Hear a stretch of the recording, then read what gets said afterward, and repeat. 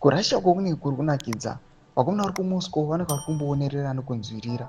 Unoda kuti mashoko atiri kurisivha panapa tiona mamwe achibudikira aiwa nevakomana veZimbabwe achionekwa kunzi mutungamiriri wenyika yeZimbabwe panapa mamwe maleaders pamwe chete nana Putin vodhauta aiwa Mnangagwa Silo degree after atadza kudeliver a speech. Sanapinda mashoko ari kuda nyogwa panapa panoonekwa kunzi mutungamiriri wenyika yeZimbabwe otadza kupronounce some of the words.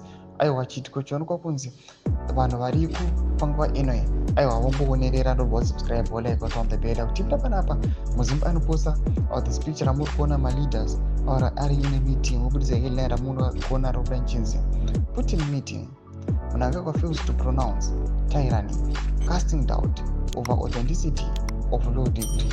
Ndo mashoko ari kuda panguva ine atiri kuona kuti aiwa people that are celebrating vachiona kuti aiwa these guys with the ruling party ZANU-PF they are failing varinyazoratidza their true colors. Voda kuti kana vachienda aiwa vachinopresida over high level meetings vanenge vachiratidza kunge aiwa vanhu vanoseva the will of the citizens successful leaders in the likes. But panguva ine vanhu pavanozoona kuti the true colors of this regime achinouya achinobuditswa pachena panosangana nemamwe maleaders aiwa vagari munyika yeZimbabwe vanopururudza vanopembera zvitiko zviri kuitika aiwa kuMoscow.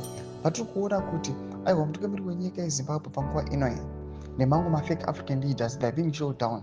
Toona kuti vana Ibrahim Traore panguva ino ndo vari kumeka the headlines, ndo vari kunyatsokumeka kuti the event aiwa ive viable and enjoyous. Vatiri kuona kuti everyone is just proud of them.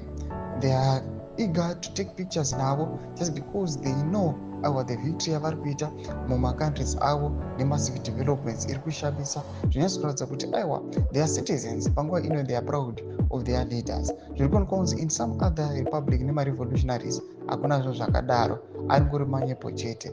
Tudze mafungiro enyu moti kudei pamusoro pechiitiko chipinda comment section medu mafungiro enyu. Subscribe or like, watch on the bell icon.